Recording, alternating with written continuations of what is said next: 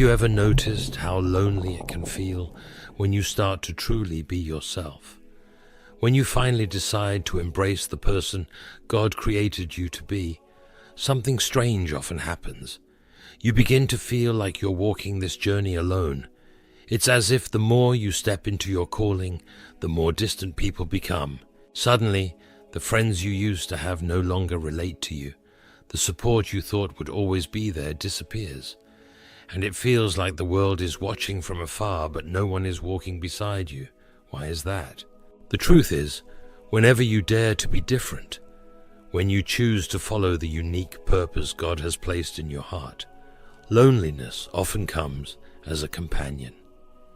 C.S. Lewis once said, "The real problem is not why some pious, humble, believing people suffer, but why some do not." This perfectly reflects the challenges we face when we follow God's plan. Often, it's a lonely, difficult road. Whether you're pursuing a career that sets you apart, starting a new ministry, or even making the decision to follow Christ when those around you aren't, loneliness can feel like an unavoidable byproduct of living a life set apart for God. So today, I want to speak to those who feel like they've been walking a lonely road. Maybe you've made big decisions recently, or you've stepped into a calling that feels bigger than you, and as a result, you've noticed the crowd around you starting to thin out. The good news is, this loneliness is not a curse. It's part of God's process for refining and preparing you for greatness. Let's dive into the surprising truth about the loneliness of chosen ones that nobody tells you. We'll look at why this loneliness happens, the purpose it serves, and how you can learn to embrace it.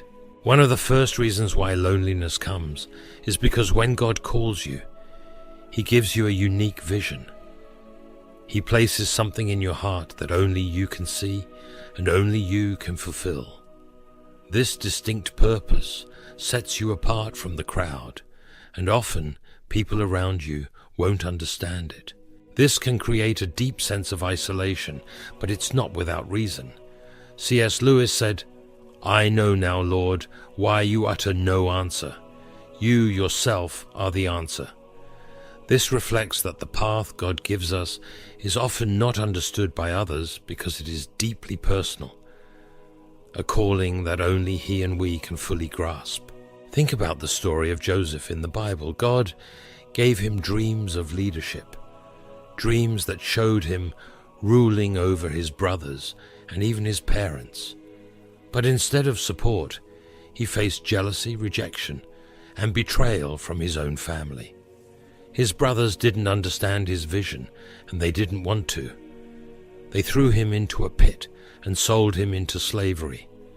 Joseph's journey was one of isolation, not just physically but emotionally, as the people closest to him couldn't grasp the magnitude of what God had shown him. The same thing happens to many of us today. Maybe you felt that too.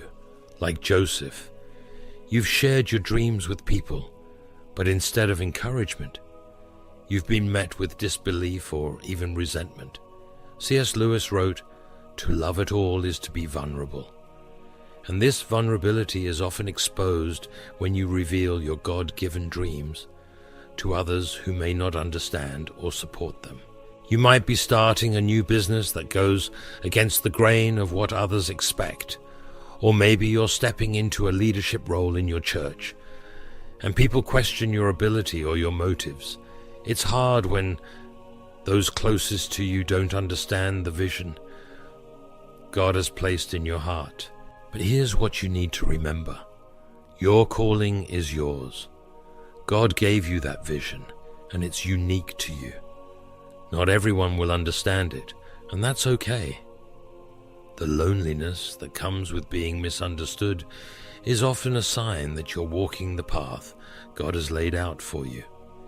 Jesus himself was misunderstood.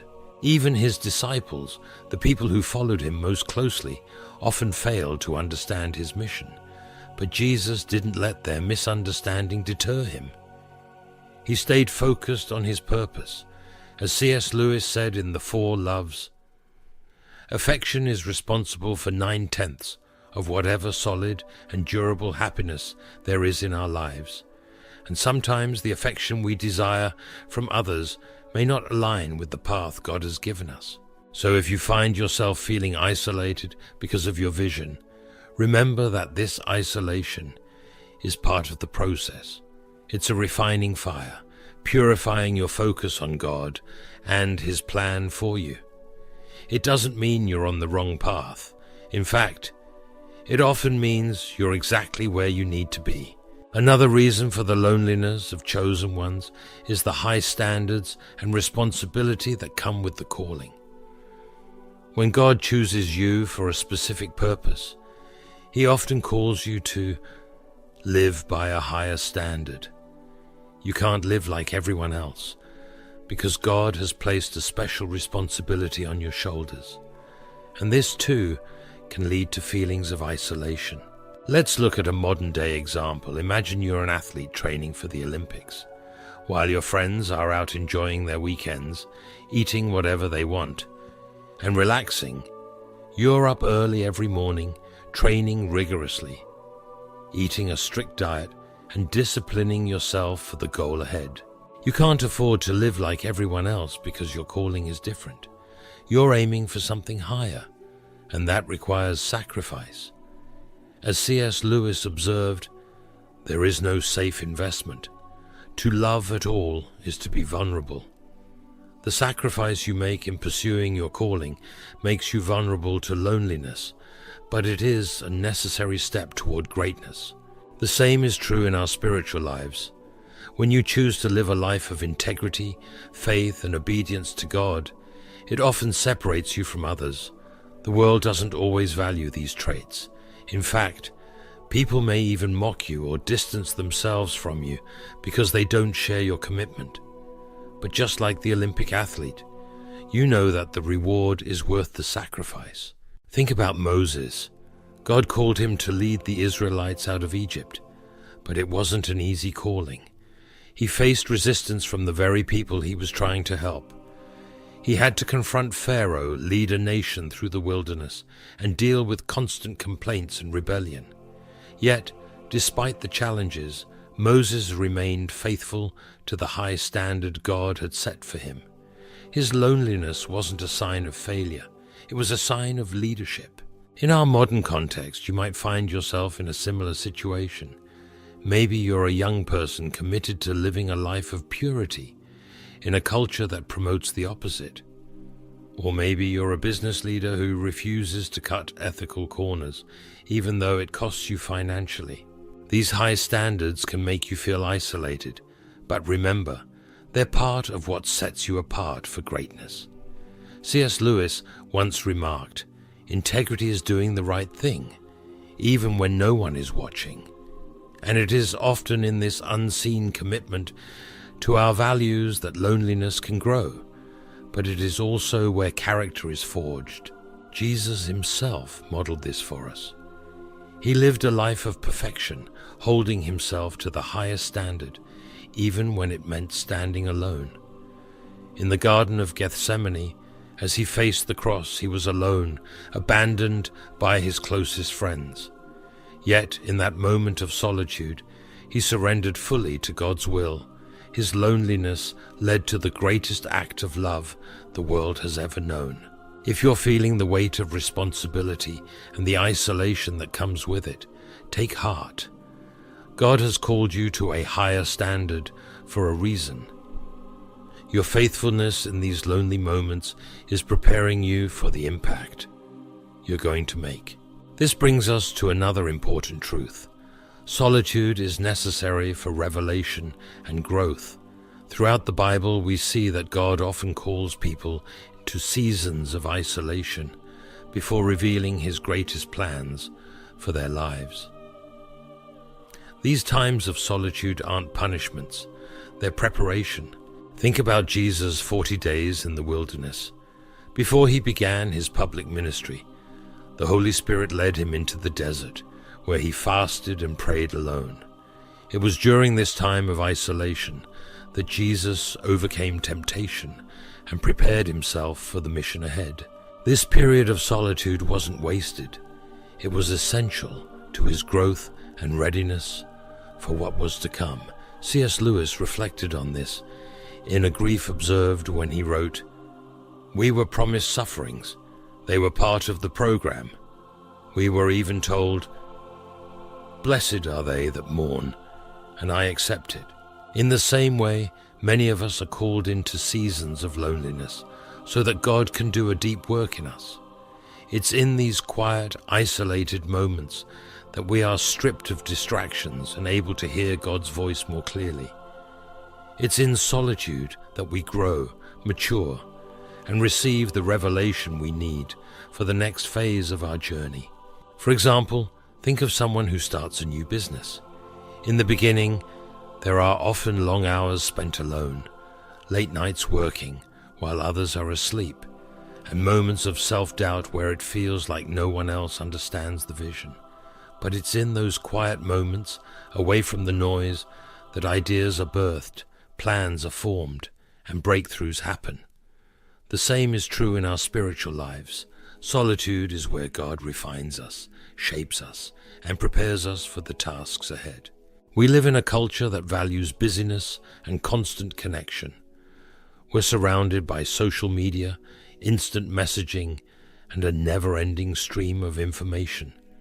But often, it's in disconnecting from the noise that we hear God the loudest. Solitude is where you go to be reminded of who you are and what you're called to do. C.S. Lewis knew the value of stepping away from the chaos when he wrote, "It comes the very moment you wake up each morning.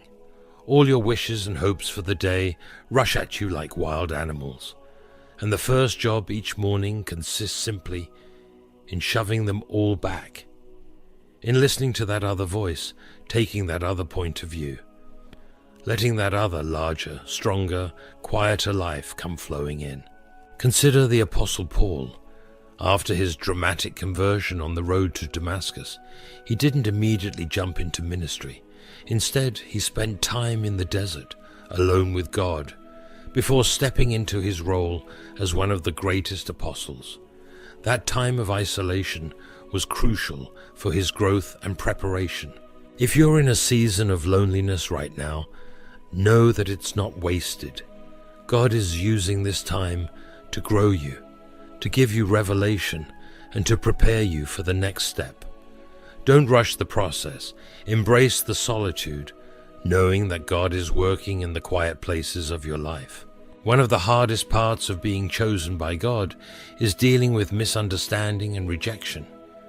When you're walking in your calling, there will be times when people just don't get it. They may reject you, criticize you, or even oppose you simply because they don't understand the vision God has given you. This isn't a new problem. Jesus himself was rejected by the very people he came to save. He was misunderstood by the religious leaders of his day and even by his own disciples at times. But he didn't let that stop him from fulfilling his mission. In fact, he used those moments of rejection to draw closer to the Father and to stay focused on his purpose. C.S. Lewis captured this sentiment in The Problem of Pain. Pain insists upon being attended to. God whispers to us in our pleasures, speaks in our consciences, but shouts in our pains. It is his megaphone to rouse a deaf world. Rejection often drives us closer to God. In our modern world, rejection can come in many forms. Maybe you've been criticized for pursuing a dream that others don't think is realistic. Or perhaps you've faced opposition for standing up for what you believe in. It's easy to feel discouraged when people reject you, especially when it comes from those closest to you. But remember, rejection is often a sign that you're on the right path. Let's bring this into a real-world example. Consider someone who decides to leave a high-paying corporate job to follow a calling into ministry or to start a non-profit. The world might see this as foolish. Friends and family might question the decision, offering practical reasons why it doesn't make sense. But the person knows deep down that this is what God is calling them to do. The rejection and misunderstanding they face are painful, but they're also a sign that they're stepping into something bigger than themselves. Joseph, as we mentioned earlier, was misunderstood by his brothers and rejected by them. Yet that rejection was part of God's plan to place him in a position of influence in Egypt. What looked like rejection was actually divine redirection. So if you're experiencing rejection right now, don't lose heart. It's part of the journey. God often allows us to go through these seasons to strengthen our resolve and deepen our dependence on Him. When others reject you, it's an opportunity to draw closer to God and to trust Him more fully with your future. The path to fulfilling God's calling often requires great sacrifice, and sacrifice by its very nature can be lonely. When God calls you to something greater, He often asks you to let go of things that others might hold on to, comfort, relationships, or even personal dreams. Abraham is a prime example of this. God called him to leave his homeland, his family, and everything he knew to go to a land God would show him. That journey must have been incredibly lonely at times. Abraham had to trust God, even when it didn't make sense. He had to sacrifice his comfort and familiarity to step into the unknown. In today's world, this might look like someone who feels called to move to a different country for mission work, leaving behind family, friends, and the life they know. It could be someone who sacrifices their time and energy to serve in ministry, missing out on social events or career advancements because they're committed to a higher purpose. These sacrifices can feel isolating because not everyone will understand why you're making them. But here's the truth. Every sacrifice you make for God is never wasted. Jesus said in Matthew 19:29, "And everyone who has left houses or brothers or sisters or father or mother or children or fields for my sake will receive 100 times as much and will inherit eternal life." God sees every sacrifice, and He promises that what you give up for His sake will be rewarded. The loneliness that comes with sacrifice is temporary, but the reward is eternal. So if you're feeling the weight of sacrifice right now, know that God is with you. He understands your struggle, and He's walking with you through it. Your sacrifice is part of the journey to fulfilling your purpose. One of the final reasons chosen ones experience loneliness is because of the test of faith and patience. When God gives you a vision or a calling, it doesn't always come to pass immediately. There are often long periods of waiting, uncertainty, and testing that can feel incredibly lonely. Think about David. He was anointed as king when he was just a young shepherd, but it took years before he actually sat on the throne. During that time, he faced persecution, lived in caves, and was constantly on the run from King Saul. It must have been a lonely and confusing season for him. He knew what God had promised, but the waiting tested his faith and patience. In our lives, we often face similar seasons of waiting. Maybe God has given you a vision for something, but it feels like it's taking forever to come to pass. You've been praying, working, and trusting, but the breakthrough hasn't come yet. In those moments, it's easy to feel alone, like God has forgotten you or that your calling will never be fulfilled. But it's important to remember that the waiting is part of the process. God uses these seasons to strengthen our faith and to teach us patience. He's not delaying His promise. He's preparing you for it.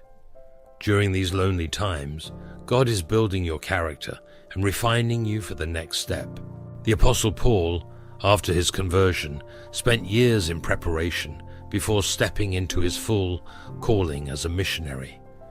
Those years of waiting weren't wasted. They were a time of growth and development that prepared him for the incredible ministry he would have. If you're in a season of waiting right now, don't lose heart. God is with you in the waiting. He's working behind the scenes, even when you can't see it. Your loneliness in this season is not a sign of abandonment. It's a sign of preparation. The surprising truth about loneliness is that it's not a punishment. It's part of God's process for you. The loneliness of chosen ones is not a sign that you've been abandoned or that something is wrong. It's a sign that you're being set apart.